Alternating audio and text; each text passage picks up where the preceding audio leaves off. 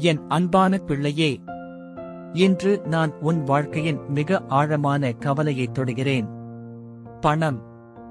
மனிதர்கள் எதையும் பேசலாம், ஆனால் அவர்களுக்கு தெரியாது. பணம் இல்லாத போது மனிதரின் இதயம் எவ்வளவு சோர்வடைகிறது என்பதை.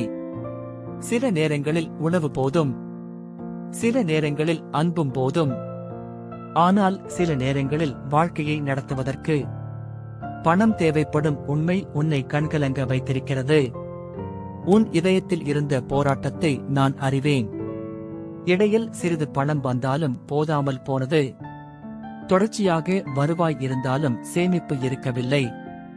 முயற்சிகள் இருந்தும் பலன் தாமதித்தது. சில நேரங்களில் உழைக்கிறேன், ஆனால் ஏதோ காரணத்தால் சேரவே இல்லை என்ற வலி ஏற்பட்டது.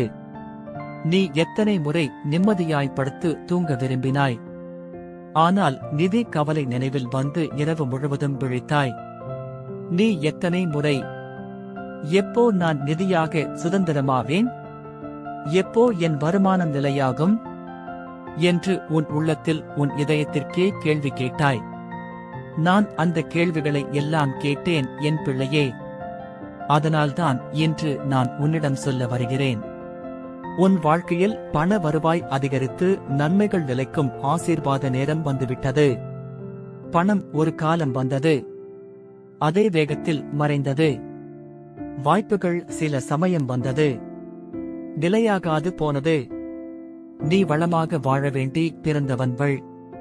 ஆனால் நிதி கவலை உன்னை அடக்கியது. ஆனால் நான் பேசுகிறேன். இனி நிதி கவலை உன் வாழ்க்கையின் தலைப்பு அல்ல. உன் வாழ்க்கையில் நான் துவங்கப் போகும் ஆசீர்வாதம்.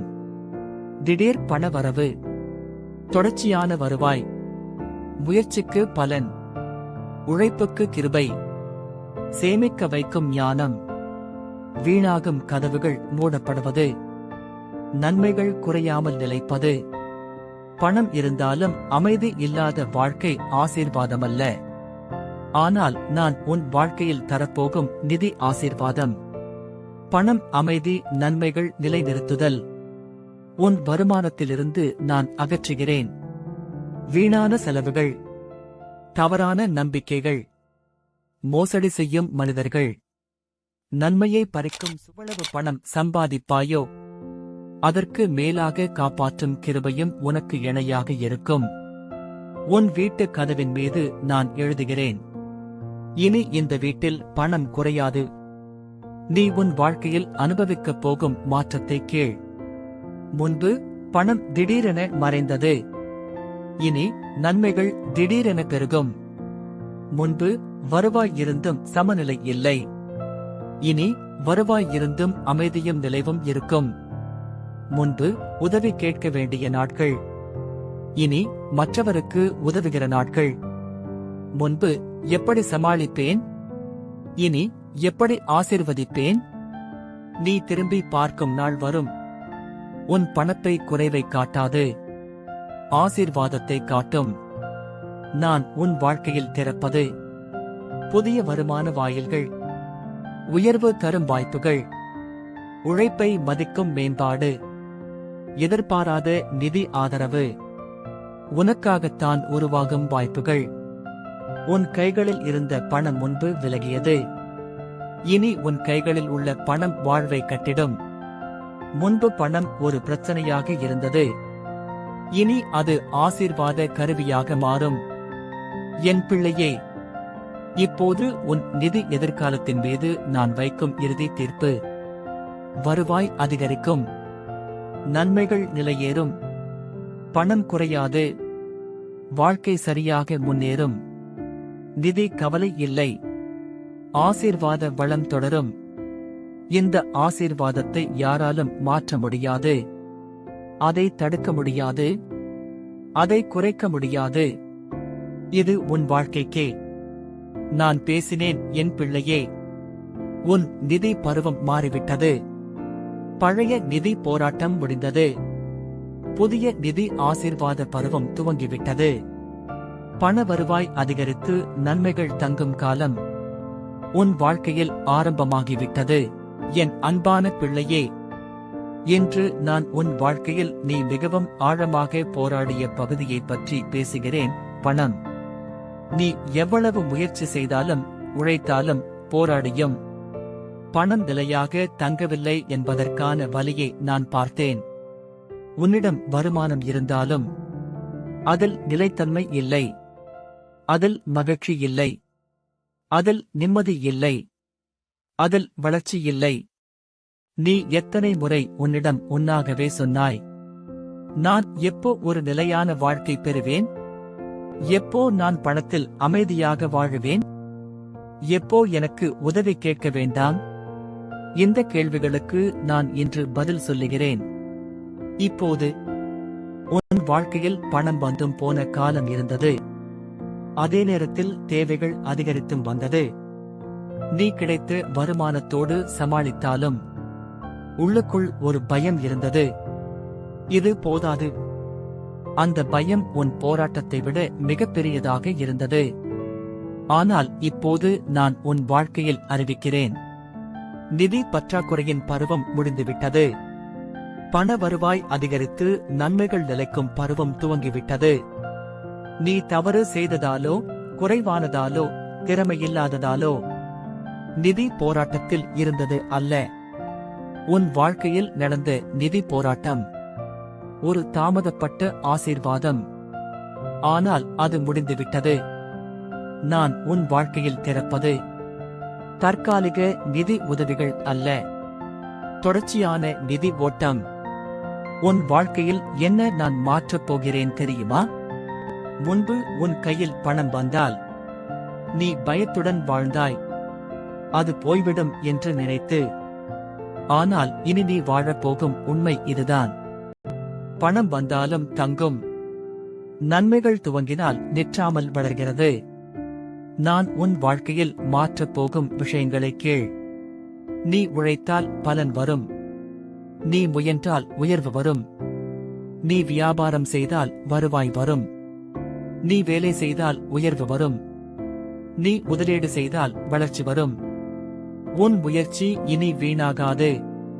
உன் உழைப்பு இனி கவனிக்கப்படாமல் போகாது. உன் வாழ்க்கை இனி போதாது என்ற சுற்றத்தில் சிக்க உன் வாழ்க்கையின் அடிப்படையாக மாறும். பணம் திடீரென வரும் நாட்களுக்கு பிறகு மீண்டும் தேக்கம் வரும் பருவம் முடிந்துவிட்டது. பணம் வரும் போகும், வரும் போகும். இப்படி நீண்ட காலமாக இருந்த சுழற்சி இப்போது முறிகிறது. நான் உன் வாழ்க்கையில் உருவாக்குவது பணம் திடீரென வரும் ஆசீர்வாதம் அல்ல, பணம் தொடர்ச்சியாக ஓடும் ஆசீர்வாதம். நீ உழைத்தால் பலன் வரும். நீ வேலை செய்தால் உயர்வு வரும். நீ வியாபாரம் செய்தால் வருமானம் பெருகும். நீ முயற்சித்தால் கதவுகள் திறக்கும். நீ முயன்றதை யாரும் தடுத்து நிறுத்த முடியாது. உன் உழைப்பை யாரும் கெடுத்துவிட முடியாது. உன் பலனை யாரும் கைப்பற்ற முடியாது. நான் உன் கைகளுக்கு கட்டுப்பாட்டை கொடுக்கிறேன். இனி உன் பணத்தை நீ இயக்குவாய். பணம் உன்னை இயக்காது. நீ பணத்திற்காக ஓடிய நாட்கள் இருந்தது. இனி பணம் உன் வாழ்க்கைக்கு வரும்படியான பருவம் துவங்குகிறது. நீக்காக நன்மையில்லாத செலவுகள் நிற்கும். உன் கையை காலியாக்கும் சூழ்நிலைகள் முறிகிறது. நிதி சிக்கல்களால் வந்த மன அழுத்தம் அழிகிறது. நான் உன் வாழ்க்கையில் மாற்றுவது நிதி அளவு அல்ல, நிதி நிலைமை. முன்பு அடைந்த பணத்தால் நீ வாழ்வை ஓட்டினாய். ஆனால் இனி அடையும் பணத்தால் நீ வாழ்வை கட்டிடுவாய். முன்பு நீ ஒருவரிடம் உதவி கேட்க வேண்டியிருந்தால் இனி ஒருவருக்கு உதவி செய்வாய்.